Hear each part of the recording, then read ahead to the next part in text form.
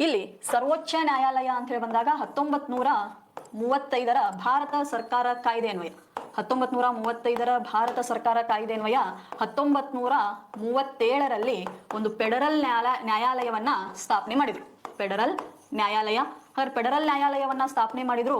ನಂತರ ಏನಾಗ್ತತಿ ಅಂತಂದ್ರ 1950 ಜನವರಿ 28 1950 ಜನವರಿ 28ರಂದು ಸರ್ವೋಚ್ಚ ನ್ಯಾಯಾಲಯ ತನ್ನ ಕಾರ್ಯಾರಂಭವನ್ನ ಮಾಡ್ತದ್ರಿ. ಸರ್ವೋಚ್ಚ ನ್ಯಾಯಾಲಯ ಕಾರ್ಯಾರಂಭವನ್ನ ಮಾಡ್ತು.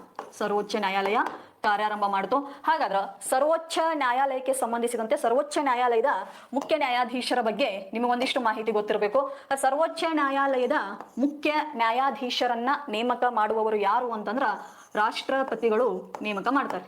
ರಾಷ್ಟ್ರಪತಿಗಳು ಕೇಂದ್ರ ಮಂತ್ರಿಮಂಡಲದ ಸಲಹೆ